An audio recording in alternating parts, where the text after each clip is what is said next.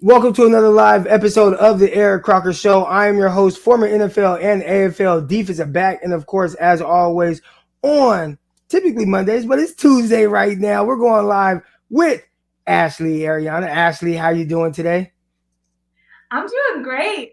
It's been a really fun weekend. I like the Niners have gotten to sit back, relax. We've gotten to just enjoy the football. I think you've talked about before, you're kind of an NFL fan before you've been a 49ers fan. And the Well, I've always playoffs, been a 49er fan, but I am a huge football fan in general. But yeah. I think the playoffs, although there was a lot of blowout games with this extra playoff seeding, but I do think they bring a little bit of a different level of intensity and interest. I know I'm staying with my friends right now, and they're not like huge football people, but they'll watch the playoffs with me, and I can kind of tell them the storylines. My friend was really interested in the Matthew Stafford Lions storyline. She was like, "This is like a reality show," and I was like, "It kind of is." You should I listen to how see. they talk about Kyle Shanahan and Brock Purdy.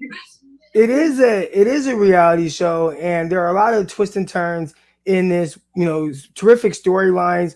But one, we're going to get to a lot of football stuff, a lot of 49ers stuff. I mean, we got the wild card round. We got the teams that advanced. We got 49ers versus Green Bay. We're going to talk about 49ers all pro and if there were any snubs. But first, we have to start off with Kristen Juszczyk setting fashion trends. So I wanted to get your thoughts on this.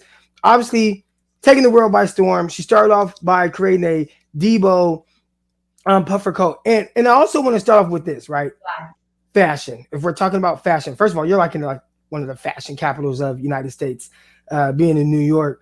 But Nice. when it comes to fashion, I love it, right? Like I could see it. I love how people do very unique things, how they put certain things on. Most of it, I'm just not bold enough to wear, or I don't care to wear. And I can't talk about it to people on social media because most people on social media are like me, where we're just a lot more simple, keep things, very like a little bit more like trendy in a sense, as opposed to like out there from a fashion standpoint. But she's doing some really good things with game day fashion. And I wanted to ask you, do you think this is something that can really like take off? Obviously, she has like big time clientele when it comes to Brittany Mahomes. She's done several pieces for Yeah. Mahomes now. She did something for Simone Biles. Obviously, the Debo Samuel puffer coat, and now Taylor Swift. And then she made a jacket for Taylor Taylor. Lautner. Taylor Lautner. Yeah, I mean, The great werewolf. Lions jacket. So she's doing some big time stuff with these guys. Do you think this is something where the NFL might say, "Hey, all right, Kristen, let's partner with you. You create the look and the style, and then we will, get the product of it, and we'll pay you for all your looks and your style." Do you think that that's something that can really take off? Because right now, when I'm watching what she does, very unique, and I mean, really cool. And once you get Taylor Swift involved, everybody's going to want what she's doing. So, what are your thoughts on what Kristen is doing? We want to give her a little love this morning. We do. And I've loved her. She's been making her own outfits for like the 49er games Yeah. forever, and they always look really nice. I know she's done them from some of like George Kittle's wife and stuff too. I wonder like what she's aiming for. Like if she would style something for the NFL that everyone could buy, like they could then kind of mass produce and everyone could buy, or is she gonna kind of go for the higher clientele and continue to kind of make specialty items, but maybe do it more often, like every game for these like more stars, and she wants to be a designer for the stars, or more, well-known people in the league. I think she could go either way with it. But you're right. If I'm the NFL, there's no way that I'm not at least reaching out and trying to offer something. I also just love seeing. Did you see like on social media Kyle Juszczyk? Like Oh yeah, commenting every on every single post. Yeah. every single post, he was like quote tweeting like made by Christina Juszczyk, made my beautiful wife. Look at that fire design. I thought that was awesome, and I'm glad that the Taylor Swift thing definitely did bring it more attention because I had seen Devo's look. I remember thinking that's a really cool look, and then I don't know why I didn't know it was by her. Like I felt like that didn't get as much attention, and then Kay Adams interviewed her, and she ended up kind of like bumping up that interview when during the Chiefs game Christina was getting a lot more attention, and people like went by and were liking the crap out of that and stuff. So I think she's extremely talented. Yeah. Good stuff. So I want to start with a little fun. I see Cali Buzz in the chat. He says, "Fashion talk in the morning." Hey man, we gotta look. We gotta let people start to kind of filter in to the YouTube channel. So you start off with some talk like that, but would you wear like Debo's puffer? Like I know that you're more like you're a little more simple, but if she made you something, would you step out of your comfort zone a little? I would say if I was someone that was really out there, I would definitely have a stylist. I would have to have a stylist because I would like to get outside of my comfort zone and do some things that are a little louder, but my brain just doesn't work that way. My brain just works sweats, hoodie, and a coat over the hoodie, and some cool sneakers with a 49er hat. I've heard you criticizing certain people's socks with their jerseys and stuff. Well, little on the football field, that's different. Like I have a keen eye for how certain things are supposed to look on the field and what little subtle changes they can make to make what they have on look a little better. Like there are things with Brock Purdy. I think Brock Purdy, he has a very clean, classic quarterback look.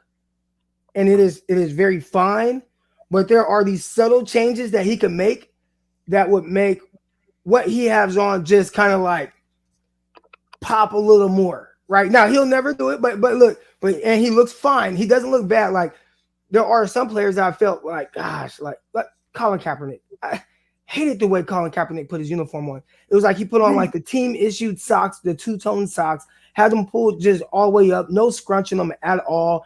I did like Cap's cleats. The jersey, he wore nothing on his like arms or wrist other than like a quarterback band. And then he had like the worst face mask. Like there were a lot of things I would have changed about Cap. Brock, I think he's Nick fine. Mullins. Do you remember Nick Mullins' face mask? Terrible. Mullins and Beathard, they both had. So like those are things like from that. Safer ones are more. Brandon Aiyuk has taken a step back this year with his on-field drip. Like it just you're right.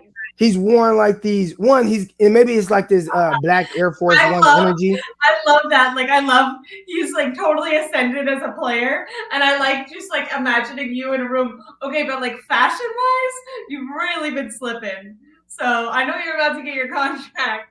Where are we gonna put some of that money? Okay. I mean, he's been wearing like the all black cleats, and maybe he's going for like that Black Force Air Force One energy type look. The gloves have been black a lot of the times.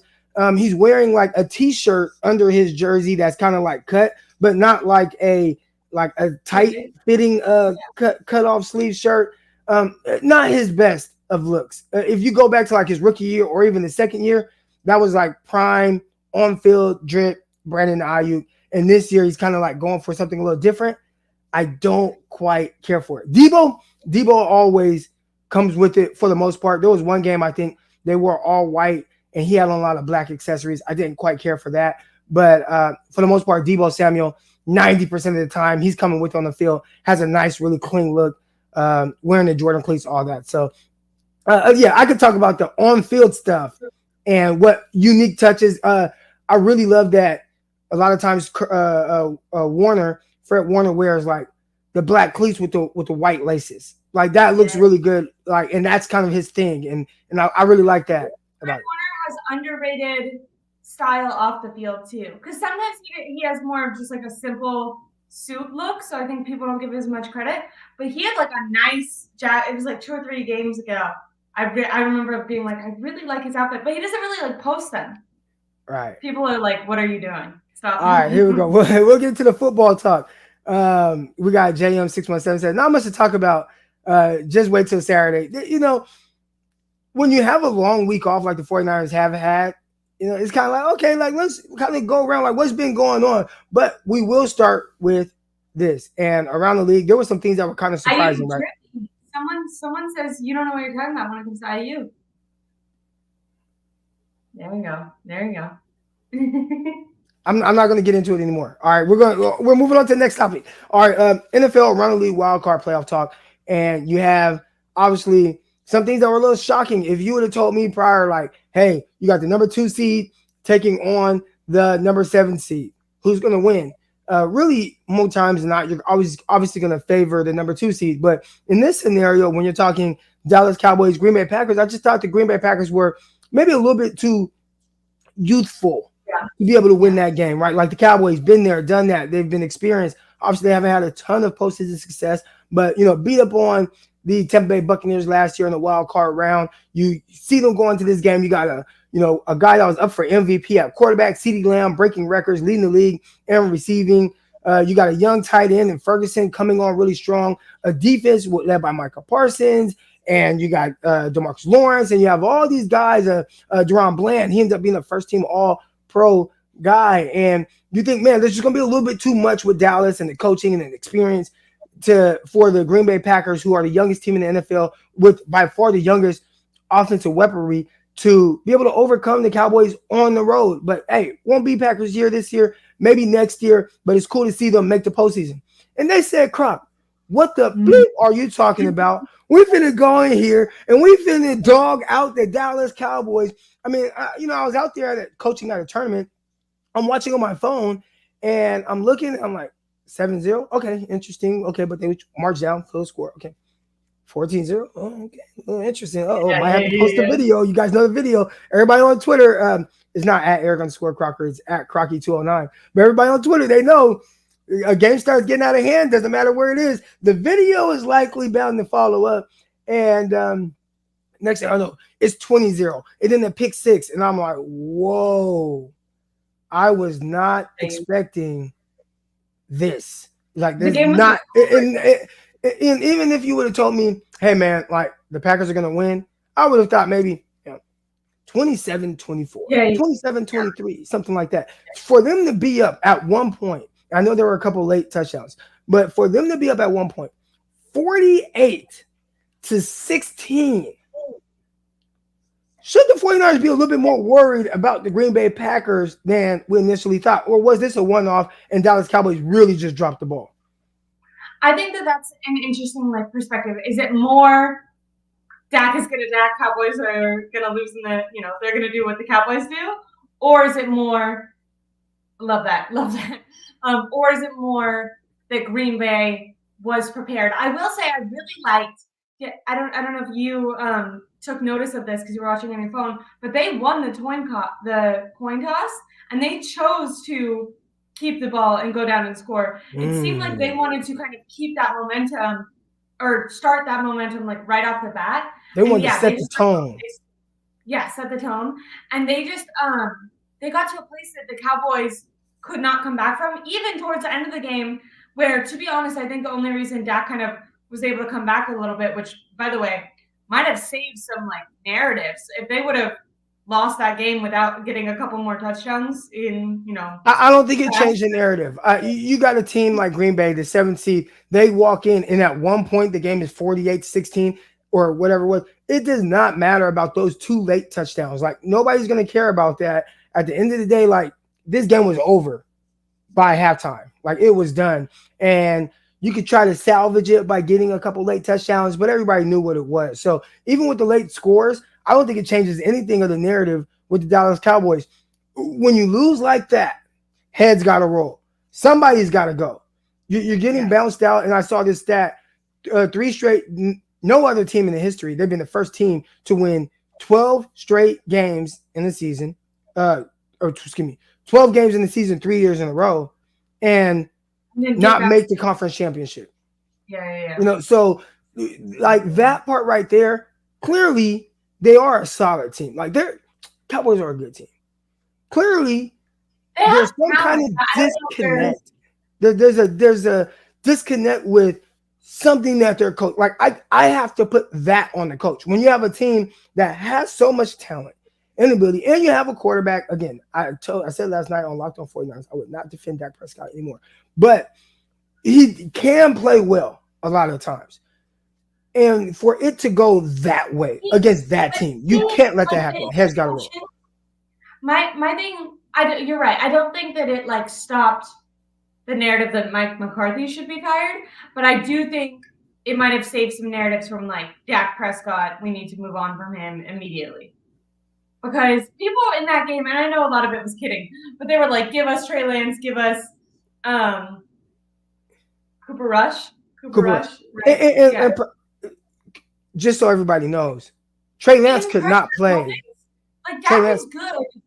Dak is good, right? Like he won. He got into the All-Pro thing right above Purdy, right? And their stats are really comparable. And Dak objectively has a worse coach and worse talent around him. But like when it comes to the pressure moments, Dak has just really not shown up in any of these playoff games. Like, were you surprised that he turned the ball over twice? Like that seems like I was surprised. I picked the Cowboys to win, but when it was happening, it didn't feel like, oh, this is shocking. It felt like, oh, of course. Like I felt more dumb for like having confidence in the Cowboys because I was just like, oh, like, of course this is gonna happen. Because that just is what they do in big games. So I don't know how you change that narrative because you're right. I feel like they went into their home locker game in halftime and didn't have belief that they could turn it around. Like it feels like they gave up. When we talk about the interceptions and some of the things that happened, there was one early on, and it's tough, right? Because I categorize interceptions differently. There are some where it's definitely on the. All interceptions are not created equal. All right, so you can have a bad interception, and you can have an interception that's not good, but it's like, okay, like that's not a terrible pick like that you threw. So look at his first interception, and Brandon Cooks, shout out to Brandon Cooks, 209, Stockton, California. But Brandon Cooks kind of got punked for the spot by Jair Alexander, and Jair Alexander made a great play. That goes against your quarterback. Hey, maybe throw it to somebody else that where it's not as contested. But to me, that's not like a bad pick. Now, it's a bad pick in the sense of the area of the field it was in. It led to another touchdown. The snowball effect started there. Then you kind of start to press. But, was he like super off target? Was it an errant throw? Was he throwing off his back leg and was it a Jimmy Garoppolo rolling to his right against the Dallas Cowboys in the wild card round, and you got somebody wide open in the flat, and you just throw it over his head and right into somebody's arms? Like, it wasn't a bad pick, but it was like, damn, Brandon Cooks, you got punked for the spot. You didn't really help your quarterback out. He threw a pick. It's on your quarterback, but understandable, right? The second interception, where you had the robber come down, which was Savage, that's on your quarterback, right? Like, not being. The robber comes down right away. I gotta watch and see what they did pre-snap, but post-snap, that robber safety comes. He didn't see it. He threw a ball. Boom! It gets picked off. That's more like Brock. Brock. I'm thinking of Brock's interception against the Ravens, but that's on you. Just like Brock in the end zone, he's throwing the ball. He thinks Debo's wide open, and there's a backside safety that never got helped by anything vertically pushed on the right, and Kyle Hamilton picks off. Brock Purdy. Now we can talk about Brock's other interceptions in that game, right? Where you're rolling to your right, you kind of throw. It's a contested pass. The DB gets his hand in there, the ball pops up, it gets intercepted. I don't categorize that as a bad interception. I do categorize that as, well, it's on the quarterback. Like you threw the ball to a contested pass catcher, but that interception is not the same as the Hamilton interception. Dak's first interception was not the same as his second. But at some point, you have to stop the bleeding. And I think Dak showed in that moment he could not stop the bleeding. He couldn't stop the bleeding. That's what I call that. And quarterbacks, when Cam Newton calls certain guys game managers, right? Part of game manager is not about stats. Everybody thinks it's about these stats, and that's what they attack Cam Newton with. It's about a certain ability. And having the ability when things are snowballing on you to be able to pull the team out of that and overcome it instead of adding to the issues. And Dak had an opportunity to do that. He didn't quite do that. You know what I'm saying? He just continued to kind of add to the issues until very late where he's kind of playing with no pressure. And even when it comes to the 49ers, like that's one thing where, we would like to see Brock improve on. And, if you want to shake the game manager allegations, it's not about stats. It's about being able to pull your team out of the darkness into the light because things are snowballing. Maybe I turn the ball over. I'm going to figure out how to take us out of this. And so far, Dak not able to do that. Brock, he has kind of struggled in that moment as well. I agree. I think like a good maybe comparison for someone that maybe we can compare them, Jordan Love and Brock Purdy. But I think that Jordan Love did a really good job at like executing Matt LaFleur's offense well, right? Like there was tons of plays. I know it was on Twitter where they got Matt LaFleur schemed the guy wide open for Jordan Love, but then he also had those 3 or 4 throws throughout the game where it was off his back foot, like just down the field, like a total arm throw. Right. It was an amazing throw. And you can kind of see like you want a guy who can do both. And it's more like execute the system when it's correct. But then when there's nothing or you're feeling pressure, can you make a play out of that? And can you not let negative plays set you back in the way that it does seem to do for Dak and in previous games has done for Brock Purdy so far. Definitely. But yeah, I was very shocked that my buddy was a Cowboy fan. He was sick. I enjoyed every bit of it. I would have loved. Were you watching it with your brother? I was not watching it with my brother, but he's not very happy about the outcome. Obviously, the tough thing with blowouts like that, right? Almost like the 49ers against the Eagles, it doesn't hurt as much when you get to the final result because you got a chance to like lose without like this suffering. It's almost like if somebody's gonna die, and might be a bad example, but it's like kind of, and I mean, I haven't died before, of course, but I would assume if I'm gonna die, just like shoot me in the head and I'm done. Like, don't let me like have like I'm in a hospital bed for a month and I'm just withering away. Like, I don't want to die that way. But your family, when they see you dying that way, they kind of get to come to grips with you're gonna die. Yeah.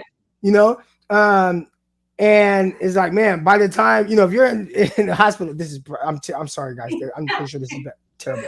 But if when somebody is dying, for that long, you get to come to grips ahead of time with what's happening, and then when it finally does happen, you're slightly more at peace with it, just because you got to kind of understand it coming. My father, and I'm not trying to use this as a joke, he passed away 2013, and my dad passed away 2013. It was sudden, it was like boom, dead, and it's like what, and that's harder to wrap your head around. Like wrap your brain around it.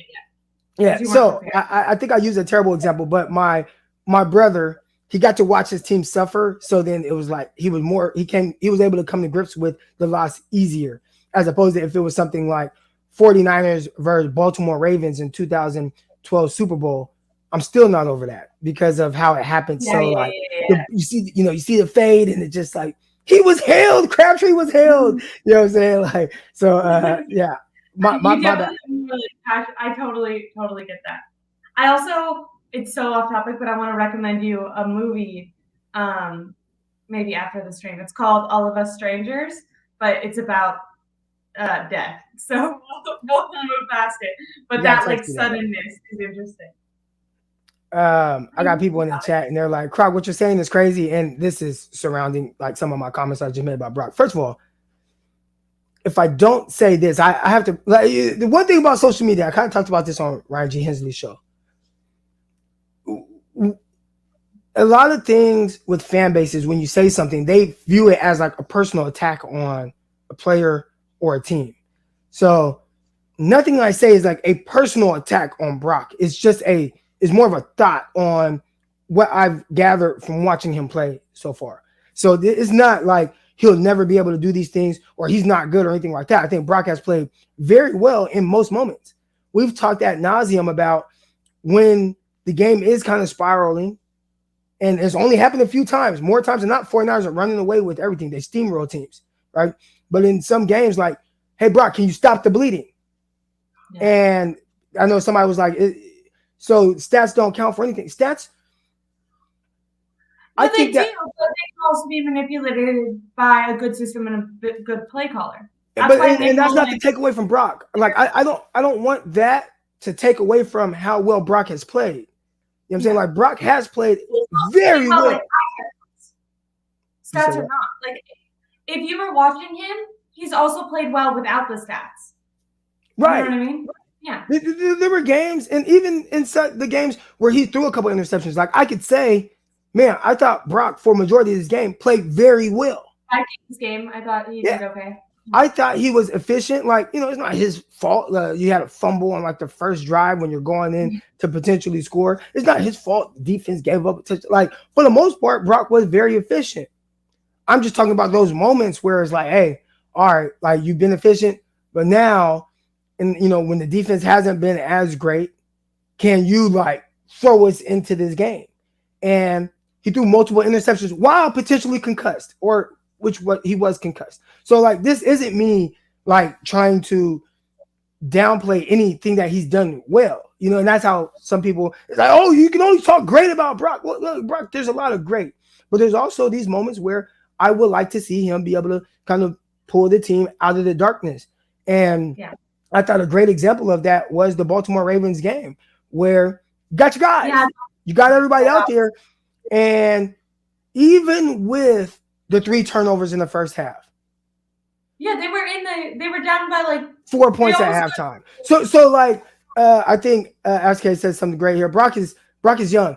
That is a great example. But all I'm talking about, I'm not projecting onto the future with Brock. I'm talking about right now in this moment, like, because that's all that matters right now. Like in this moment, that's all that matters. Like, how is he playing? What are his strengths? What is weakness? That's not to say that in 3 years he's going to be in the Super Bowl. Yeah, it's not to say that in 3 years Brock won't be much better at these things. That is not to say that like that won't be the case. I'm talking about right now, right? And what the expectations are for the 49ers. And the one thing, hey, Brock does, I don't care about his inexperience when it comes to everything else he's doing, which has been amazing, right? His efficiency off the chart, some of the best efficiency I've ever seen. His ability to make plays off script, he's done that very well. He's inexperienced, but he's still doing those things at a high level, right? So I can admit that he does those things very well and talk about those things and praise him for those things, but also say, hey, man, like if there's a final infinity stone that we would like to see Brock Purdy collect, it would be to have that gene of when things aren't going your way, when you're not playing well, when you turn the ball over twice. And again, most people lose when you turn the ball over twice. In that moment, can you still? If Josh Allen does that, though, you believe that he can bring the team back.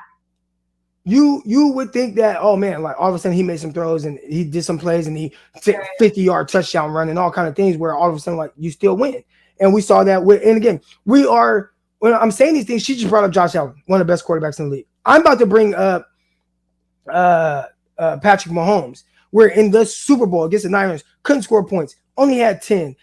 Multiple interceptions that he threw, and still it was like, okay, we're in a dark place right now, and I've added to this darkness, but I'm going to pull us out of this. I'm going to make some throws. I'm going to make some plays. 3rd and 15, free runner running at me. I'm backing up 15 yards. I'm going to make a throw that's going to pull us out of the darkness. You know what I'm saying? And for Brock, the fact that I'm mentioning greatness with Brock, that lets you know I do believe he's clearly on the right path. So this is not a knock, but it is like Dak. When it's in that moment, you would like to see him pull it out, and Dak has not been able to quite do that for Dallas. And for Brock, I would say if there's one thing that's hindered him so far, he has that's been the one thing where Cincinnati Bengals, we have a chance. Defense not playing very well. Can you pull us out the darkness? Oh, I turned the ball over 3 times. So he gets a little tight in that moment. I don't have the confidence right now that in that moment Brock will not get tight. I feel like he gets tight in that moment for whatever reason until he does it. And once he does it, let's go. Hell yeah. You know what I'm saying? I feel like we should be able to praise him for all his great and talk about an area where, hey, I would like to see him improving this. It's like you saying, hey, Kyle Shanahan needs to improve his ability to come back in the 4th quarter. That doesn't mean he's a bad coach. He's like arguably top 2 coach in the NFL right now. I think you think Kyle Shanahan's an amazing coach. You've praised him plenty. It doesn't mean you don't think that because you're like, hey, this is like objectively an area of weakness. And when it comes to Brock and those interceptions, you're not even like specifically criticizing the interception. You're kind of critiquing maybe his like mental fortitude after. And to me, that wouldn't make sense for fans to get mad at you about, because Brock Purdy himself has talked about, like, he said the reason he got messed up is because he let that get to his head. He let those interceptions get to his head. When Kyle Shanahan was asked about the interceptions, he said he had way less of a problem with the actual interceptions and way more of a problem with how flustered Brock got the next throw and just not making the easy completions to kind of get back in the game after the interceptions. So yeah, I don't think that, and again, there's people, I already know how some of my comments might get, because I'll cut this clip up and put it in some thing. It's like, you're a Trey sexual. Like, that has nothing to do with Trey Lance, bro. That has nothing to do. I'm just talking about the 49ers quarterback right now with all the good and great things that he does. Areas, well, while being young, while being very youthful in his experience, an area where he can continue to grow and improve at and collect that fifth infinity stone. So other things around it. Oh, go ahead. And maybe because we're gonna get around the league, so maybe we'll get here in a little bit, but I'm assuming that the 49ers are gonna win against the Packers, but and their strategy to potentially win seems difficult to me. But would you, just because we're kind of talking about like when our faith in the 49ers pulling out a victory might wane, if the Packers did something similar where they win the coin toss, they decide to go down the field, get a touchdown right away, do you have faith if going into halftime they were winning by more than 2 scores? Do you think that the 49ers, like, would you be nervous? Yes. Yeah. Because I have not seen the 49ers in that moment play well. Now, let's say the 49ers do pull it out and you get in that same situation in the next game. Then I'll have much more confidence that the 49ers could pull out in that situation because I just saw them do it. And we're talking about this team this year that has been something that they haven't quite done. Now, we want to talk about, now, to be clear, I don't think that situation is going to happen. I think our defense well rested and all that, just because I feel like people are going to get in the comments and be like, that's not good. I understand. I don't think that that's going to happen. I'm just creating a hypothetical scenario. Right. Now, if this was a couple years ago and Jimmy Garoppolo was the quarterback, I would have all the confidence in the world that the 49ers would pull that game out. Why? Because I saw Jimmy do it a bunch of times. That was like his thing. Create the fire and then come back. Create the fire, then he comes with his super soaker water hose and he puts the fire out and somehow he leads a game-winning drive or whatever it is. Like, that was kind of a superpower. So I never felt like at no point, the game is going to spiral out of control when you have Jimmy Garoppolo at quarterback, which is weird because Brock, in my opinion, watching the games, plays better than Jimmy Garoppolo. I have more confidence throughout games with Brock than I do Jimmy G. But I have more confidence in Jimmy just in that moment. Yeah. And Chris says, okay, I'm not going to get into this with Chris. I'm not. But Chris knows, like, I thought that Jimmy played like ass against Green Bay. And then he made a few throws, and all of a sudden you win in Green Bay in the 0-degree weather. They didn't win because of Jimmy, but they also did not lose because of Jimmy. You know what I'm saying? I don't want to get too much into Jimmy, but I was confident in Jimmy. And Chris knows this. And there are some stats that break it up, like while with the 49ers. I can't compare him in any other situation, but with the 49ers, there was only one quarterback in his career that had a higher winning percentage while, like, with either it was like drives to win games or something like that. Like, it was only Tom Brady. Okay. But then, like Roscoe says, in the playoffs, and that's a little bit tougher because your sample size is smaller. Saw him do it against Green Bay. Did not see him do it in the Super Bowl when it mattered most. I feel like the one scary thing, and once again, I'm prefacing all this with, I think the 49ers are going to win. But if, like, I know last week, 2 weeks ago, I don't know, bye week was weird, but Steve Young kind of came out and talked about rust. Even if the 49ers aren't turning the ball over, if their offense is kind of hesitant and Green Bay can try to stick to, because they basically tried to, like, how they just beat the Cowboys is how the 49ers win like every game. They get up early and they just kind of keep the lead the whole game. Or that's how they would prefer it. And I just feel like if there is some rust to knock off, if there is a little bit, do you think that that's real, or I think probably defensively it's not. Because when I think of defenses, you think you give some rest, they're going to be like juiced up, I feel like. But maybe is the game a little bit slower right away, or do you think no? No, I think with a lot of guys, especially getting back out there, it sounds like they've had some more intense practices. So they're going to get out there, and it might just take kind of that one hit and be like, okay, here we go. All right, let's go. So that's what I would expect.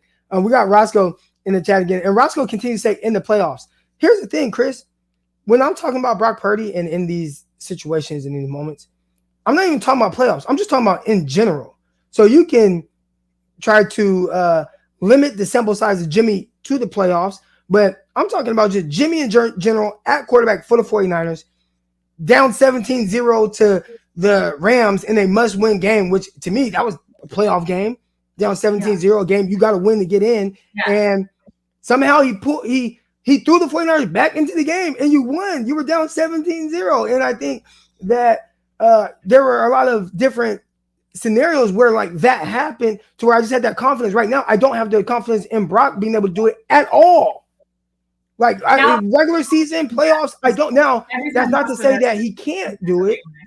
I would love to see him do it. I would love to see him do it in this game. Like, great, let's go. I just haven't, like, I want to see that. And I don't want to see that. I would like the 49ers to blow everybody out. I assume that at some point you that may be the case. That at some point to win the Super Bowl, but maybe not. And I didn't, regular season, I felt like there were several opportunities to show us, and it didn't happen. And then, I don't want to wait till the playoffs to find out. So Chris says last year against the Raiders. I'm talking about this year. Like this year, they had several opportunities. Like, we're not just talking about it's every one game. Like, man, you played Baltimore and you were down. Like, no, I'm like, this year you had several opportunities to do it. Yeah. All right. Now I will say, because Roscoe always seems to end up being right, this Packers game is going to go exactly like that. They're going to be down. They're going to come back. Roscoe's going to come back next week and be like, I told you. So just get prepared for that. I think it's more likely that the 49ers blow out the Packers than I do that the Packers are up by multiple scores going into halftime against who's more likely to upset Texans. That's biased. Probably the Packers, because maybe not. I don't know. I think the Texans. I don't think that the Packers are going to win. Because when you go to the playoffs, normally you're kind of like, you're up a level, right? So the Packers might, in their brain, they're like, okay, like I've like reached a new level of intensity, but the Cowboys suck. So when they are hit, when a Packers player is hit by Fred Warner, it's going to be different than anything they felt last week. You know what I mean? When Kyle Shanahan is, Brock Purdy, over here. Oh, Christian McCaffrey, run game. Packers are not good at stopping the run. Christian McCaffrey, we're tackling him. He's coming. He's carrying all of us. The Packers are going to be like, this is a whole new level. Like, the Cowboys did not prepare the Packers for what the 49ers are about to bring. Oh, I love it. And, I agree. Again, I talked about also just on the other side of the ball, right? Just a lot of youthfulness with their receiving group. You got Dontario Wicks, rookie. You got Christian Watson, second-year receiver, missed a lot of this year with injuries, missed some games last year with injuries as well. You got Reed. I want to say Reed's a rookie. There's you got Musgraves and Crock, those tight ends. I want to say they might both be rookies. Like, a lot of youthfulness on that side of the ball. So, Steve Wilkes coming out, what does it look like with, him preparing against this young group? You got a youthful quarterback there, right? Where, Brock Purdy, at least he's been through all this, right? Like, Brock Purdy played down the stretch last year, went into the playoffs, whatever, ended up like, okay, boom, boom. Then you win, you score a bunch of touchdowns against Seattle. Cowboys game a little tighter. He got to feel both of those experiences, right? Jordan Love, he ain't been through none of that. This is his first real year, and I do think that was a pressure packed performance against the Dallas Cowboys. That got a little easy. Things start going their way. What does it look like when it's not quite going your way? And the 49ers come out and they score a touchdown. Does it start to look more like?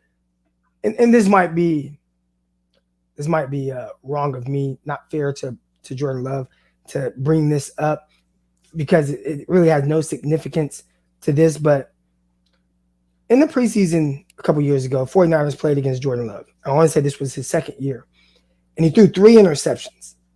And you just kind of watched how like one mistake was like led to another mistake, which led to another mistake. And I didn't think he played overly bad in that game, but you could see some of the moments where it was just like, these are things I have to work through.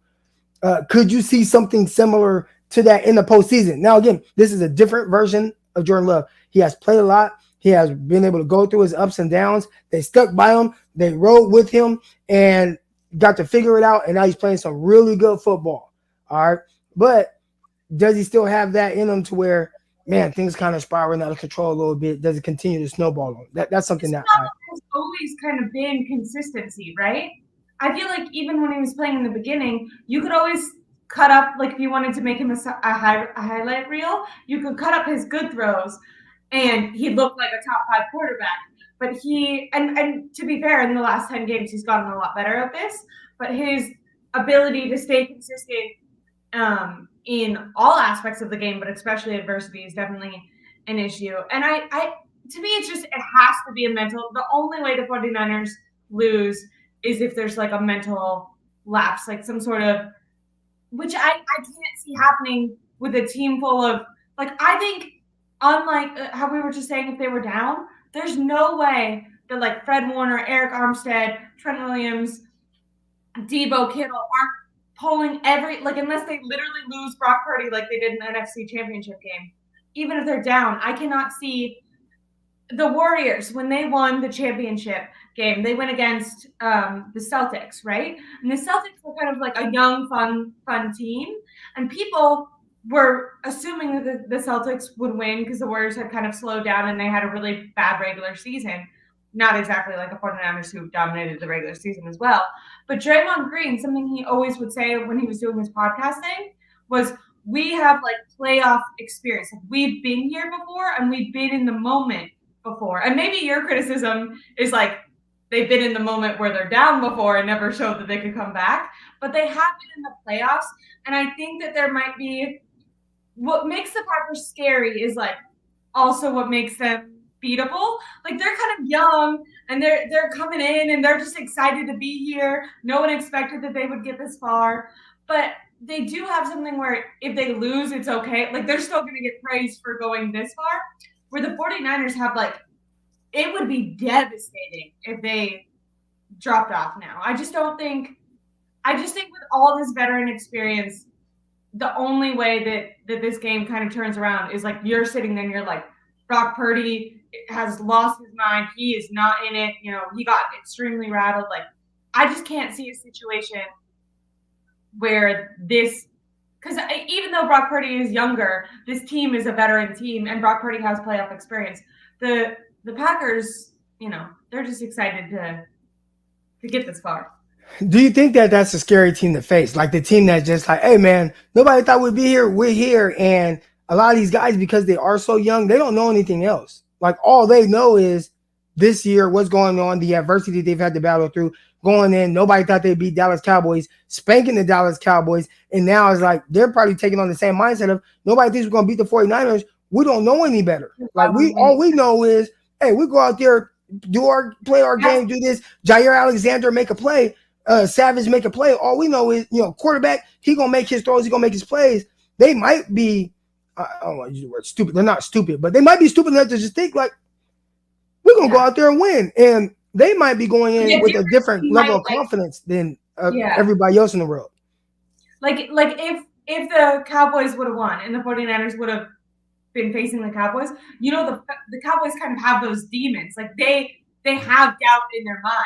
Where the Packers, you're right, they don't have that. The Packers are like, why wouldn't we win? No one thought we were going to beat them. Why wouldn't we beat them? And that's where it could hurt, like the 49ers, is if they did get in a situation where they're down, they could kind of start to spiral like, we should be blowing this team out. These are, rookies. Like, why are we struggling? What's going on with Brock Purdy? He's thrown 2 interceptions. Is he going to turn this around? We had better, like, you can kind of, it seems like that's what happened with the Cowboys, is they kind of spiraled in their head and couldn't get it together. They were, we're in our home stadium. This is not how we thought this game was going to go. So for the 49ers, it is going to be important for Kyle Shanahan to kind of like not let them underestimate the Packers, which I don't think they will, but definitely like. If I know anything about Kyle Shanahan, he's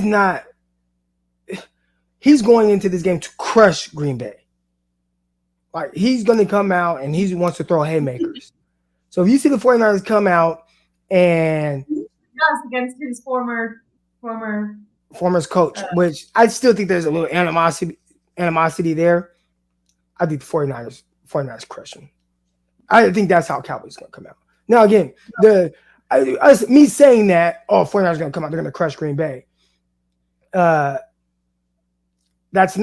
shouldn't be, too crazy of a take. 49ers are 9.5 point favorites in the postseason. So the majority of people think the 49ers are going to cover that. Do you think they're going to cover? If you had to bet, are you going to bet?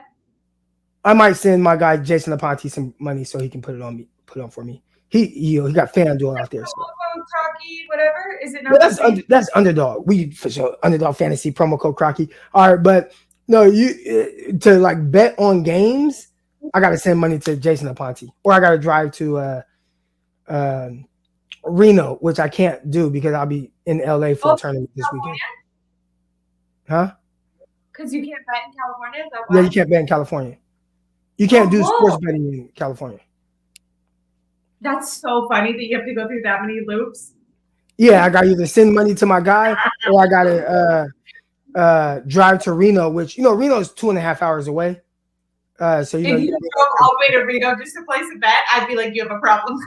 Well, what you do is you make a day out of it. It's like, all right, I'm going to be here. I'm going to watch football all day. We're going to hit the blackjack tables. You got to make like a day out of it if you're going to do that. So you drive out really early.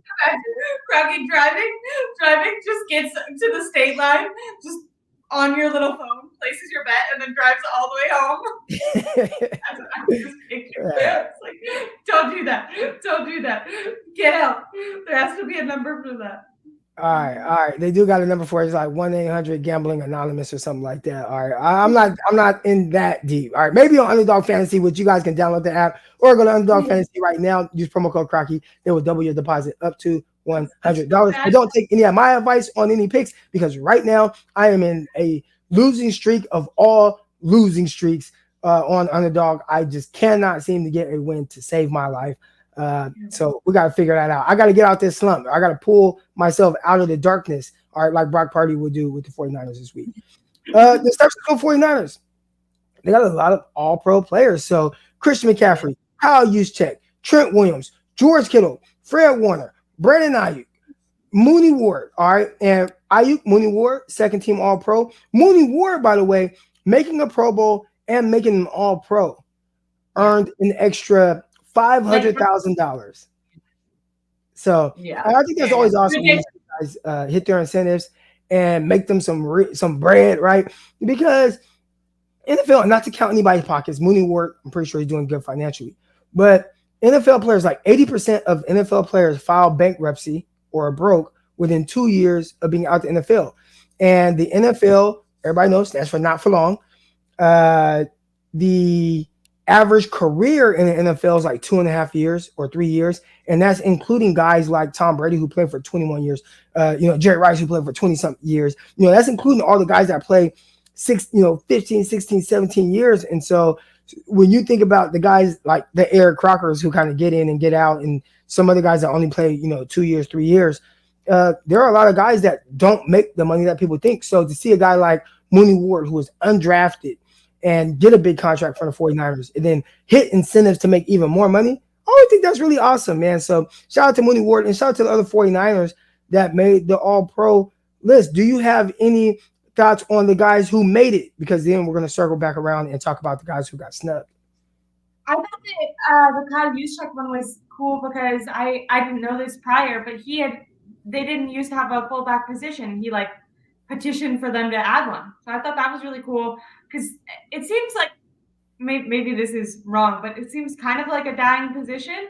But I do think if players are getting more accolades, it inspires younger kids to maybe want to play that position more. Do you think? Yeah, and with Kyle Juszczyk too, there aren't a whole lot of fullbacks, which is weird because everybody's taking Kyle Shanahan's offense, and a lot of his minions are around the league. But I think some of these guys are doing it a little different. McVay, a guy who definitely came up under Kyle Shanahan, he uses more 11 personnel as opposed to 21 personnel. All right. So for those of you out here who don't quite know, 11 personnel is one back, one tight end. So that means you have 3 receivers out there. 21 personnel, 2 backs, 1 tight end. 49ers also will run some 12 personnel, 1 back, 2 tight ends. All right. People are doing it different. And some of these different ways, you don't need to utilize a fullback. Now, the 49ers can run what looks like 12 personnel, 1 back, 2 tight ends. But one of those tight ends could be Kyle Juszczyk, who can be a back. He can be a tight end. He can be, I think they call him the Y or whatever, right? He could split out. Sometimes he's the point man in the bunch right formation, and he can run routes from there. So Kyle Juszczyk's usage is higher than like your traditional fullback, which might be like the Ricard guy for the Baltimore Ravens, who's this 300-pound fullback who is essentially kind of more of just a fullback as opposed to Kyle Juszczyk, who is a kind of jack of all trades, does a lot of different things. Now, his usage as a pass catcher, I think, is a little bit lower than we would expect. But just in general, all the different things he's able to do, I think that's why this is probably his award for the next few years until his wife gets a big contract with these fashion stuff and decides, all right, my wife's making good money. I could retire from the NFL and stop taking these beatings because he's not a big guy. But it is cool to see them now put the fullback position in there, and maybe that will incentivize other teams to start to kind of utilize a fullback more. So I thought that was really interesting. Loved Christian McCaffrey being there. That was obvious. I thought it was cool. Was it Christian McCaffrey, Trent Williams, and Fred Warner were unanimous?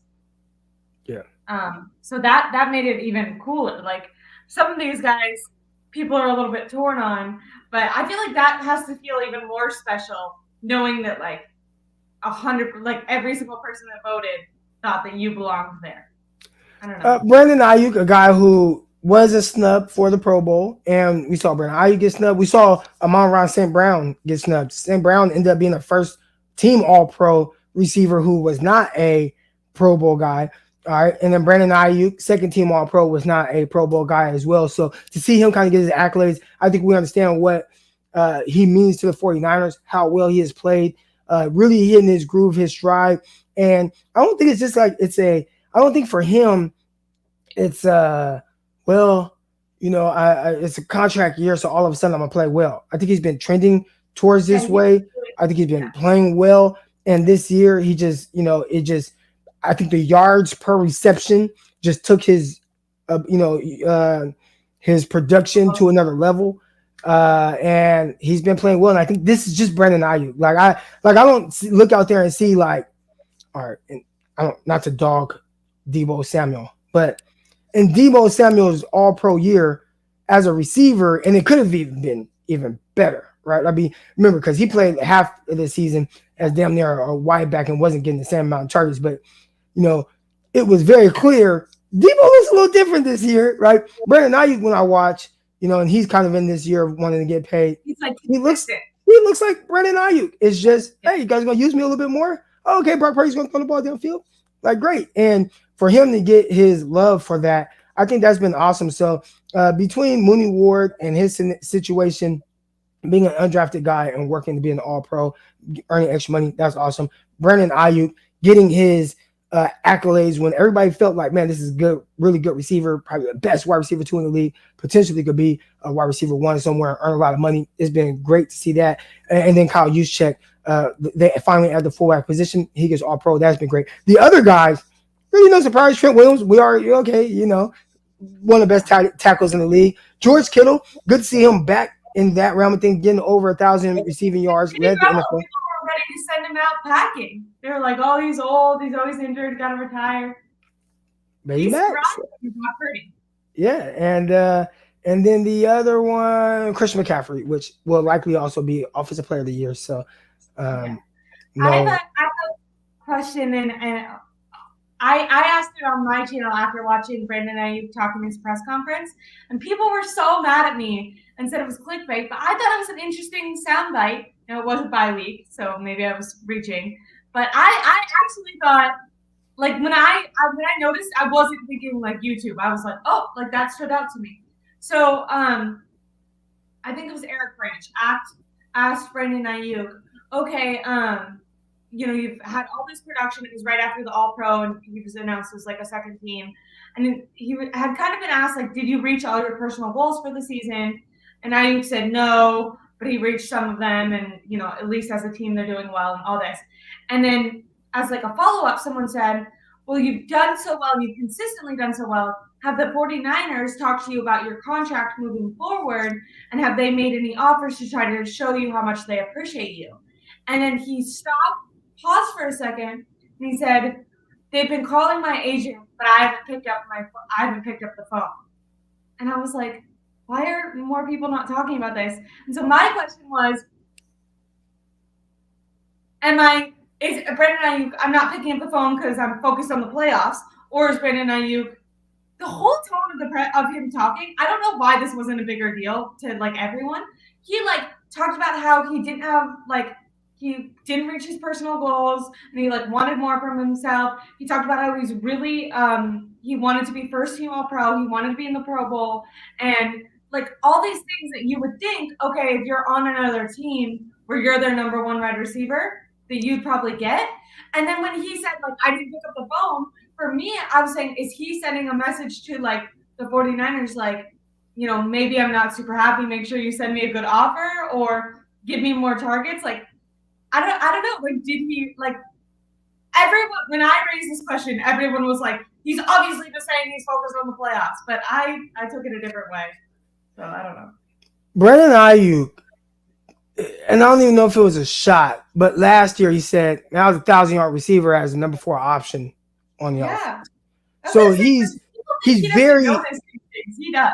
He's very aware and vocal about how he feels about his position on the 49ers. So I think that fans who focus on team, right? Like fans, and this is not a shot at you, NBA and Pineapple, but he's like, everyone focus on the playoffs. Fans are like, oh, everybody focus on the playoffs. Brandon Aiyuk might tell you, oh, I'm focused on the playoffs. Brandon Aiyuk is also focused on getting his money. Trust me. Yeah. You know what I'm saying? Like, I think people act like you can't do both. Like, again, he's not going to verbalize it as an issue for the most part in the public because, how the media might spin things or even how you kind of saw it, right? But that might be a real thing where, you kind of play and you understand I want to be taken care of. And I want to be taken care of like some of these other guys. CeeDee Lamb is about to get paid. Yeah. And I bet Brandon Aiyuk is looking like, well, if I was utilized the way that Lamb is utilized, I should be getting paid like him because I'm just as good, if not better. Like, and I'm not saying that he is. Cowboy fans probably be like, I would assume that's how he feels. Now, again, this is a guy. He compensated as such. Yeah, this is a guy, Brandon Aiyuk, who went to junior college. All right, he didn't go to some big school right out of high school and all that. He was a junior college guy, played like multiple positions. I wouldn't say he was recruited to Alabama as like potentially playing cornerback out of Sierra Junior College, and now it's like, okay, played 2 years at Arizona State, got drafted first round. That's awesome.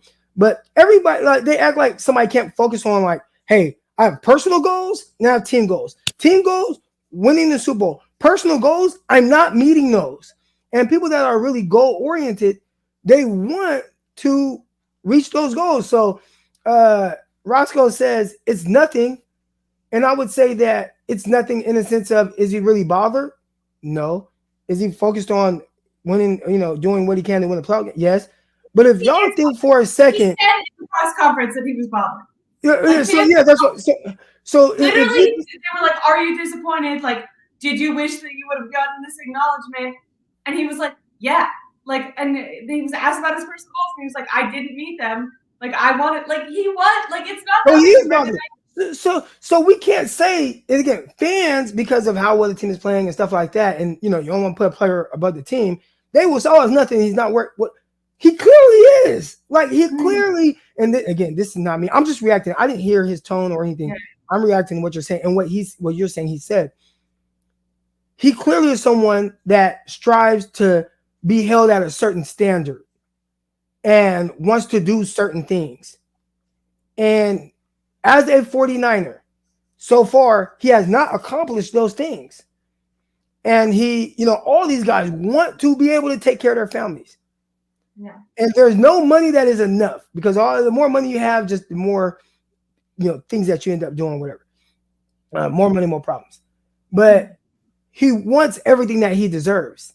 And he feels like so far he's leaving things on the table and not getting everything. So I agree with you in the sense of, does it bother him to the point where he can't do his job as a 49er? No. But is it something that he definitely is very conscious of with what potentially can happen moving forward? I would say absolutely. So that was my point. Yeah. But yeah. But again, you'll get attacked on social media and people say things because fans team first. They are not worried about. Now, fans are very aware that Brandon Aiyuk will have to get paid, but they're not so much worried about the personal goals and things that Brandon Aiyuk is trying to achieve. Fans don't care about that. They just want, hey, whatever you do, just win and play well, continue to play well for 49ers. Great. If he has goals he's not reaching and he feels like, again, he said it, I'm the fourth option on the team and win for 1,000 yards. He is very aware of where he stands on the totem pole with the 49ers. So it is something to keep an eye on. That is something to keep an eye on. It is. Now, where's it at? I saw it in the chat right here. Roscoe, he said, we all know how Niners do contracts. We do all know how Niners do contracts. And we do know that. Players are happy about it. Hold on. We do know that DeForest Buckner was traded by the 49ers because of however, so it might work for some guys. And we saw DeForest Buckner was everything you wanted from a top pick. He was a top 10 pick. I want to say 6th or 7th overall, whatever it was. He was the leader on your team. He was an all-pro guy. He never missed games. He was never hurt, and he wanted to get paid, and they traded him. So we can say, oh, we all know how Niners do contracts, and maybe that works for like whatever. It didn't work for Buckner. So there is evidence that a guy that, hey, you got to kind of fit in with what it is that they're doing. They owe Debo a lot of money. And Debo's playing very well. Debo is very important to this offense. Are you going to have two guys that you're paying $20+ million to? And again, you also have to look at what CeeDee Lamb gets paid this year, because CeeDee Lamb will get paid. Yeah. And if I had to guess, they're going to be the highest paid receiver in the league. And he's in the same class as Brandon Aiyuk. And Brandon Aiyuk, looking again, fourth option, 1,000-yard receiver. If he was the number one option, if they moved him around, they motioned him to advantageous situations. I didn't meet my personal goals, and if I was on a different team, I could have met my personal goals. Not trying to make something out of nothing, but that is something that. I'm not speaking for him. Maybe that's not what he was saying, but that's how I interpreted it. Yeah. Roscoe says we read the rest. Roscoe, what are you talking about? He said we all know how Niners do. Okay, it's nothing. I'm looking at all the things. I don't know where Roscoe. I don't know what you're talking about. He said read the rest. I don't know. I don't know. Leroy says Aiyuk's problem is on a team with a lot of talented receivers. If he is on a different team, he stand out a lot more. We need to get him a long-term contract. So I think Aiyuk is aware of that. He preferenced it last year, so he is aware of, or before this season, whenever he is aware of. He had a great year, and even it did not meet his goals. Something to keep an eye on. Something to keep an eye on. Now, we talked about Brandon Aiyuk. We talked about Ward and all the other guys that made the All-Pro team. Let's briefly go over the guys that did not make the team, and that is Nick Bosa did not make the All-Pro team after being first team All-Pro last year and defensive MVP. Then yeah, Brock Purdy didn't make it. I think that if the All-Pro voting happened today, as opposed to whenever it happened a few weeks ago, or whatever, I think Brock Purdy, because of your last image of Dak getting throttled by now statistically, and this is why somebody was like, stats. Dak threw 3 touchdowns, 400 something yards. Doesn't matter. We saw the performance. That's why when we talk about stats and stuff like that, you can't put everything on stats in the sense of being able to do certain things. But if you were to go off of that and how he helped or did not help his team, I think Brock Purdy would get in over him. Prior to that, and I talked to somebody on social media, my guy Hannibal Thompson, and Hannibal's like, oh man, All Pro is going to be this guy. And I'm like, I ain't going to lie, bro.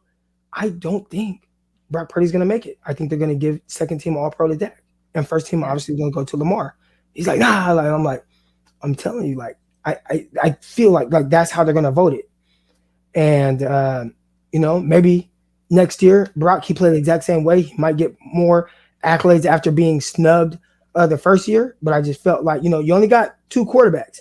And it felt like they were going to go with. Now, here's the tough thing that Brock has to battle with as well. This was a down year for Josh Allen, Mahomes, Joe Burrow, who got hurt and stuff like that. So it's not going to be easier to make it next year. It's likely just going to be harder. But I do think that that's one thing that he was snubbed. But like Purdy, I think that Nick Bosa, it's tough when you have guys that play very well. Nick Bosa, there is Myles Garrett, TJ Watt, Micah Parsons, and Max Crosby. Like, those guys played extraordinarily well this year. And it feels like they're all going to be battling, like depending on the year, it's going to be those group of people who win it. But to be fair, I don't think that Nick Bosa deserved to be in there over those guys this year. Right. So even when we say snubbed, it's just a guy who is on the cusp. And at the quarterback position, Brock Purdy was next.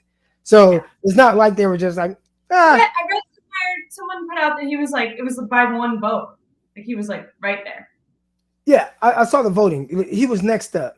And, Dak had, a few more votes and whatever, but he was there. Chris, I put the link in your Twitter DM, so you can come on. Chris Roscoe's, he wants to come on right now. But yeah, as far as the All-Pro snubs, that's tough because there's just very few spots. Roscoe is so mad at me. I want everyone to go watch it. That was just my takeaway. That's fine. I said I could be wrong. I prefaced it with he could have just been like, I'm focused on the playoffs, but I don't know. I gotta watch it. I am going off of what you said. I think Aiyuk has literally. Cool. Roscoe is so angry. Hey man. All right. Chris, I put the link in the chat. I mean in the Instagram. I mean Twitter, X, whatever you want to call it. DM. I don't know. I think Aiyuk was a little bit more of a ego, not in a bad way, but like in a confident way than people assume. I think things bother him. Like, when people are quiet and you're like, what are you thinking in there with all your thoughts? And with his actions, I feel like he thinks really highly of himself. You were talking about, like, he came from community college. People are so mad. Like, people were losing it, sister. We ain't losing, sister. I don't know. I'm going to stop looking at the comments now. To be fair, I prefaced this, but people were also very mad on my channel when I brought this up. Yeah. It's just how I interpret it. Steve says Bosa was not snubbed. Yeah. Okay, so we put snubbed in the sense of he didn't make it, right? But the guys that made it over Nick Bosa, they deserve to make it over Nick Bosa. I saw a lot of outrage from a lot of 49er players, and I think we understand how important Nick Bosa is to the 49ers. And hey, he's an all-pro in our hearts. All right, he's an all-pro in our hearts. All right, Chris is coming on, and he's gonna set the record straight. All right, Chris, the floor is yours. Crock, I literally just watched the interview right now. He answered every question with the same tone and everything. There was nothing different. And how he, like, if you wanted to tell if a person was frustrated, certain things would change, right? Wait. Who said he was frustrated? The way it sounded made it, y'all made it seem like he was frustrated. First of all, you can't say y'all. I didn't hear him. But second of all, Ashley didn't say he was frustrated. Ashley said he had goals and did not reach his goals. Like he has personal goals that he did not attain. Yeah, and the interviewer like even made clarifying questions. Like when he said no, they were like, "Oh well," like he like repeated him. Like he was like, "No, I'm not satisfied." But it wasn't. I'm more so talking about his contract, but it wasn't. It just wasn't. It wasn't nothing. Is what I'm saying. Like, just go watch the interview. I mean, yes, you have goals. You want to accomplish a bunch of different goals. Well, And he didn't accomplish everything. Like, that's understandable to know that he accomplished. So what did he say? What did he say? You tell me. Since you just watched it, when they asked him, they basically said like they were it's been a while, but they were like hyping him up, saying he did good. And then they asked if the 49ers had also tried to let him know that he had done good. And then someone asked about his contract, and he said that they were calling his agent and he wasn't picking up the phone. Yeah, they said have your have the Niners showing you love with the contract and everything. He said, yeah, he said my agent has been calling me, but I haven't picked up the phone. But again, it was the same tone and everything. He answered every question. It wasn't a big deal. Well, here's the thing. Hold on. How can we say what is? Go ahead. There is no need to answer the phone right now because guess what? We know that you're not going to get a contract done right now because that's not how the 49ers do things. To bring up DeForest Buckner is so disingenuous because DeForest Buckner was all the way back in 2019. Who have we paid since DeForest Buckner? Come on, Crock. Who have we paid since DeForest Buckner? That doesn't mean that they're not going to pay guys. You can't say that. I'll answer it for you. Let me answer it for you. We have paid Fred Warner. We have paid George Kittle. We have paid Deebo Samuel. We've paid Trent Williams. I could go on and on and on. It's not bringing up DeForest Buckner like we don't pay people. That's not what I said, Chris. Okay, hold on. Bring it up. First of all, mute Hill for a second. I did not say that they don't pay people. They've made several people the highest paid people at their positions. Several guys. Trent Williams, Fred Warner. They paid Deebo a lot. Wasn't the highest paid, but there were some weird contracts with some of the other receivers. They paid Deebo a lot. All right. Travarius Ward, they paid him a lot of money. Like, they do pay players. What I'm saying is, let's not act like they have never made a decision based on, hey, we can do this or do this and do this and get this and not pay a guy. Like, that happened. It was a business decision. Maybe one that they didn't care for. Maybe one that they said, you know what, we learned from that situation. Don't do that again. But ultimately, it was one that they made the decision and they traded away somebody who I'm not even saying was more important than Brandon Aiyuk, but more important than Brandon Aiyuk. Like, you know what I'm saying? Like, he was everything. And it was like, we don't like the way this is going. We'll let you seek a trade.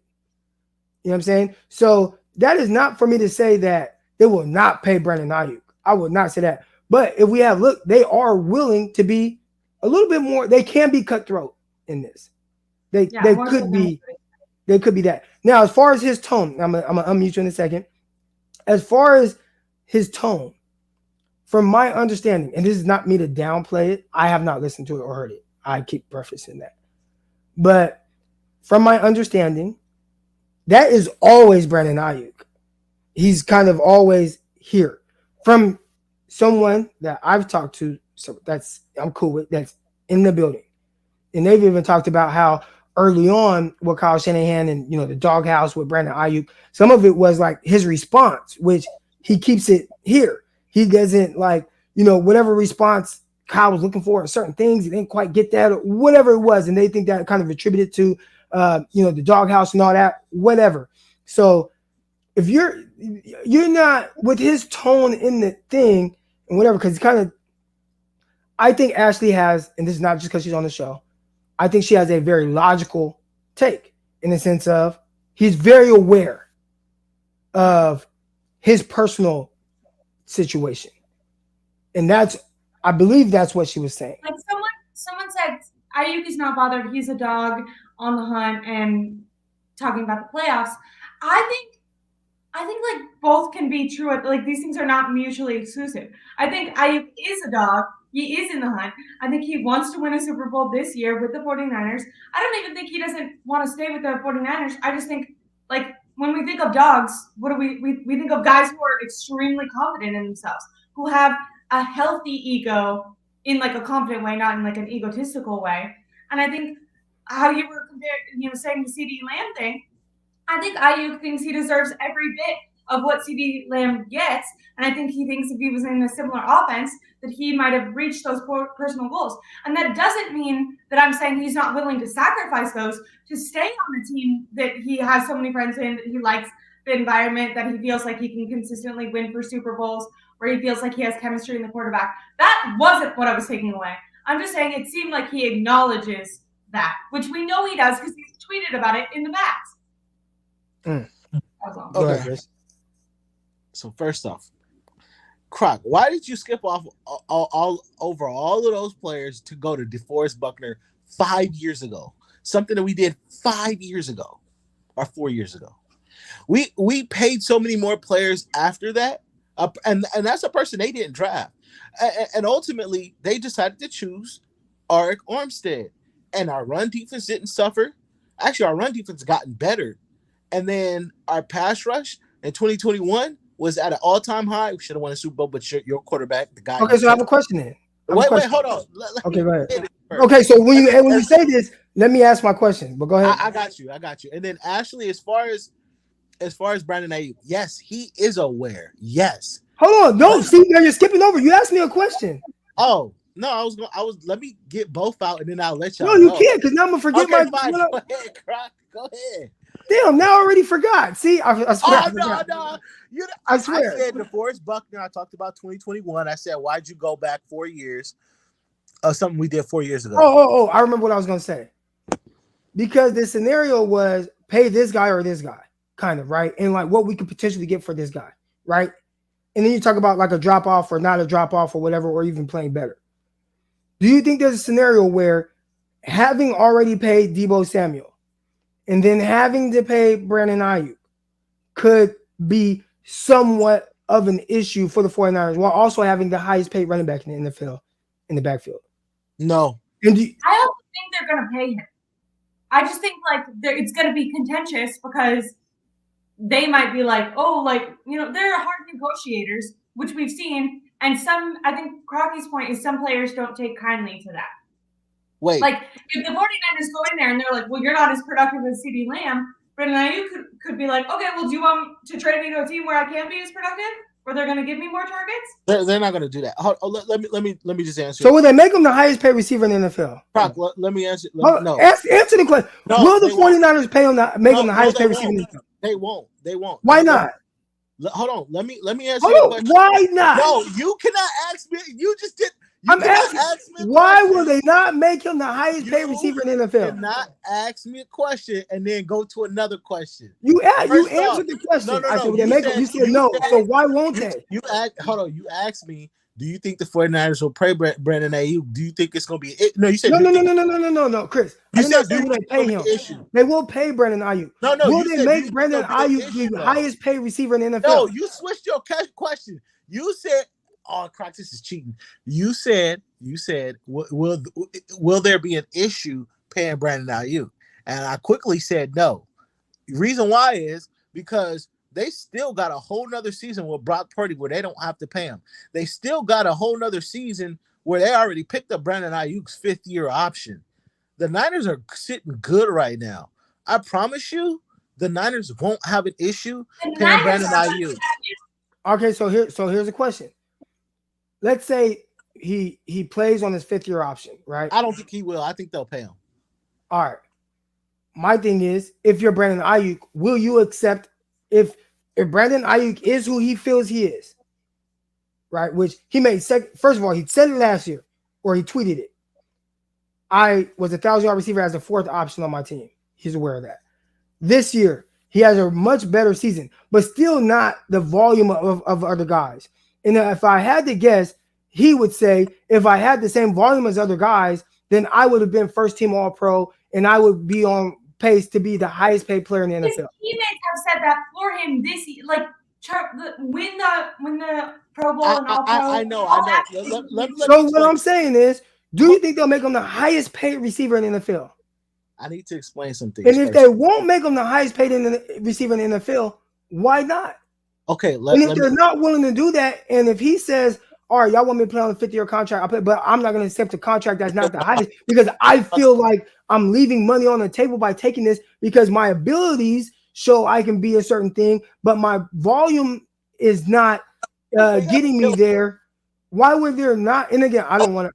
I'm just trying to play devil's advocate. No, I hear you, but you gotta let me because you're gonna make me forget. First off, I understand they have spoken about him and his volume and all of this different things, but at the end of the day, we understand what this offense is. He will understand that we're not doing what the Miami Dolphins are doing. We're not doing what the Dallas Cowboys are doing. We're a more balanced football team than both of those teams. We're a different football. Hold on. What does that have to do with him getting his money? Hold on. We're a different football team than those teams. Y'all can bringing those numbers up. The reason why they bring those numbers up because his teammates and everybody is to show Brandon Aiyuk is that good. In which the Niners will not have a problem making him the highest paid player receiver on this team, possibly the highest played offensive person on this team outside of Trent Williams. I don't know, maybe not. And I don't think Brandon Aiyuk will have an issue with that. They will not make him the highest paid receiver in the league. Why would he not have an issue? Who has it? Who does not want to be paid what they deserve? In any walks of life, on any job. Crock. Hold on, because I'm gonna ask you a question now. I'm gonna reverse Uno on you. They will not pay. Hold on, Ashley. They will not make him the highest paid receiver in the league. One, because he doesn't deserve it. Two, because he's not better than Tyreek Hill and he's not better than Justin Jefferson and he's not a playmaker like those guys. He is a good football player, and I've said it many times. He's not even on the level of a playmaking as Deebo Samuel. He is not going to get paid the number one. He's not going to get paid number one receiver money. Meaning the best receiver money because he's not the best. Y'all can bring up hypotheticals. Y'all can bring up all of that stuff. No, he is not. You got to talk. Not the level of a playmaker. We're not arguing. He is not the level of a playmaker. No, he is. No, the 49ers are going to in your opinion, rightfully be like, hey, you're not worth that, especially on our team. And he's going to, because he has that confidence in himself, he might have the thought, okay, well, let me go somewhere else where I could. I feel like y'all he is making your point. point. The 49ers don't want to pay him top receiver money, and Aiyuk is going to want top receiver money, which is my question. You asked me a question. That's all I'm answering it. Again, no, Brandon Aiyuk, every contract situation is not great, right? Players are not going to want to hear certain things, right? They're not going to want to hear it. But I promise you, Brandon Aiyuk will get paid. It will not be an issue. He may get frustrated. Kittle got frustrated. Fred Warner got frustrated. Well, Deebo Samuel got frustrated. No, it's not going to be an issue. You know why? Because we paid all of them, and we're all good. Maybe our definitions of issues are different. I think Kittle's because it's not an issue because it's going. Listen, 49ers fans like to freak out too much.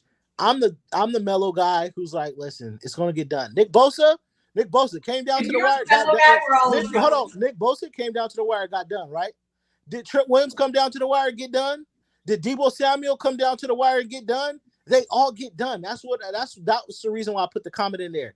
It's nothing because it's going to get done. Some players aren't gonna stand for that. They made those guys the highest paid players at their positions.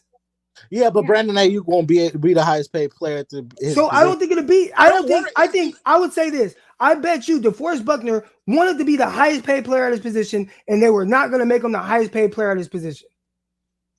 Let me tell you this. Fred, you think that's right or wrong? Brandon Aiyuk Brandon, no, DeForest Buckner didn't deserve to be the highest paid player at his position. But okay, but he But felt he like he made it should. good somewhere else. It doesn't matter what he deserves.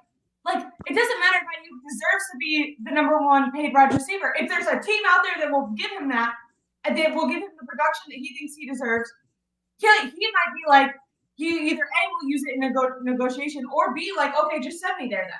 Which is what happened. Which is why Aaron Parker brought him up, even though they worked with other ones. Because the other ones that they worked with, the 49ers ended up submitting and giving those players what they wanted. George Kittle at the time was coming off a historic season. Debo Samuel Debo Samuel is not even the highest paid. I don't think he wasn't. Debo Samuel was not even paid the highest paid receiver. Hold on, did they make Debo Samuel the highest paid receiver? They did not. Okay. Fred Warner is the best linebacker in the NFL. They rightfully did that. At the time, again, George Kittle was coming off an historic season. They did that. They didn't make Travaris Ward the highest paid corner. Trent Williams is the best left tackle maybe of all time. They've only made two players the highest paid player in their position. At the end of the day, not only two. Nick Bosa. Nick Bosa, defensive player of the year. Yeah, Fred Warner, Trent Williams, and that three players. Your running back is the highest paid player in the NFL. He's the best fullback of all time. He's a fullback. Listen. Brandon Aiyuk, you're missing the point. You're making Ashley's point way more than you think you are. I'm saying it's her point is he has these personal goals. Yes. He did not achieve his personal goals. Yes. He is very aware of what his situation is with the 49ers. He said, I was a 1,000-yard receiver as the fourth option. Okay, he should be very aware that he led the NFL in yards per reception. Say he's not a playmaker, but he will tell you, I led the league in yards per reception. All right? And I have way less volume than all these other motherfuckers that are going to be getting paid more than me. If I'm able to put up this type of production with the limited targets because you have a loaded offense, why would I not think that I am way more useful than what Chris Roscoe is saying? Because they're not. Because at the end of the day, they're just not going to do that. But guess what? Let's just leave it here because we got to end this. This time next year, or the year after, one of these years. No, you can't do that. This time this year. Okay, fine. Next year, not this time. Next year, Brandon Aiyuk. In a few months, you're saying. In a few months. In a few months, Brandon Aiyuk will be paid, and he will be on the 49ers. And as I did with Case Casual 49, as I did with Eric Casual with the K, as I did with all them freaking casuals that I was on the show this whole year, y'all will apologize to me and tell me. I'm not going to apologize. I didn't say that they were going to pay him. Wait, hold on. We're not going to pay him. That man, see, Aiyuk was going to get again. It was issues with every single outside of maybe. I think you're arguing a point I didn't make. No, the point that you're making is literally my point. No, because you're making a point that it's gonna. The chat says you're not listening to anyone. I've been listening. So you're not aware that you're making her point more than you don't realize that. Well, okay. Okay, tell me this. What is your main point? Her main point is that he is very aware of where he's trending, which is not being made the highest paid receiver in the NFL. When he feels like he has these goals of what he can accomplish, which he did not accomplish, and he is very aware of why he's not accomplishing them. So it's going to mess with his money. And now I'm not saying that he's worried about that right now, but he's aware of that. Yeah. And he's aware of if he potentially was somewhere else, like if you ask Brandon Aiyuk right now, hey, do you think CeeDee Lamb is better than you? He would probably say no. But CeeDee Lamb will be right now, if they had to do their contracts today, he would be paid significantly more than Brandon Aiyuk. Aiyuk is aware of that. I can guarantee you that. Oh, so she's just saying that he's just aware? Yes. I was just coming on just to make the show a little bit more interesting. I was just having fun. Yeah, I was having fun. Okay. Somebody said I had a Samuel L. Jackson moment. Oh man. Oh yeah, it's what's today? The Niners just dropped the trailer, so I came in hyped up. We about to win the Super Bowl. Is Brandon Aiyuk on that trailer? I don't even care about this. Yeah, the trailer got me hyped up. They said do it for the Bay. Listen, let me just say this. I don't care about contracts. I don't care about nothing else. All I care about is beating the Green Bay bum cheese Packers. We got a game on Saturday. I'm gonna be at the game on Saturday. Nah, Roscoe's, you made yourself look like I am a casual. I call myself a casual all the time. Everybody knows that. I am one of the biggest casuals, and I have a flock of casuals too. Crock is a casual. Ashley's a casual. We're all casuals. We should have a casual what do you call it? Meeting or whatever. But anyways, my team is going to the Super Bowl, and I hope I see y'all all there. Do it for the Bay, baby. All right, hey, real quick, Chris, real quick, send us off in the show. Whatever you have to say, then tell people to like, subscribe, all that stuff, and that we're out. Chris. Hello? He's still there. Maybe he did. Maybe headphones. Maybe he dipped out. All right. He's a casual. Everyone follow Chris on Twitter. Follow Eric Crocker on Twitter and like and subscribe to his YouTube channel right now for great content like this. Like and subscribe to my YouTube channel. I'm back. Which is my birthday. So all right, you got to send us off right. Okay, what? What do you? How? You got to end the show. Just like, subscribe, where they can find you on social media. Okay. And then be like, and then we're out. Half of y'all follow me on Twitter. If you don't like and subscribe to the Eric Crocker Show, y'all all getting blocked. So you better subscribe right now. We're trying to get Crock to a whole nother level. He should be the #1 person on YouTube, but half of y'all don't be liking. Y'all just be watching and not liking. You don't even have to pay for this type of content. This is first class content. Make sure y'all hit the like button. That's better than money. So just hit the like. It's for free. Y'all have a good one. All right. Appreciate it, Roscoe's. And I will say, I'm excited too. I have told Roscoe's, I hate recording how I record right now. When I was in Arkansas, I had a studio. The vibe was great. Everything was good. Soundboard good. Right now, I moved back to Stockton where right now we're looking, try to eventually buy a house, my wife and I record in my room in this little corner where I record on the couch. I hate it. It even throws off my whole vibe and mojo as a streamer. But once I buy this house, I set up this podcast studio because this house that I got my eyes on. All right, we're going to speak it into existence. All right, so we're going to speak it into existence. The house I got, fat. Got a studio for me to do my podcasting and stuff like that. Set that up overnight, and we get this thing going. All right, but yeah, make sure you guys follow us on Twitter. It's at Crocky209, not Eric_Crocker. Follow Ashley Ariano on Twitter and follow her YouTube. Subscribe to that. Hit the like button, subscribe button, and I'll see y'all back here tomorrow with Coach Desi talking injuries and some more 49ers versus Packers. Appreciate all y'all. Love all y'all. We are out. Peace.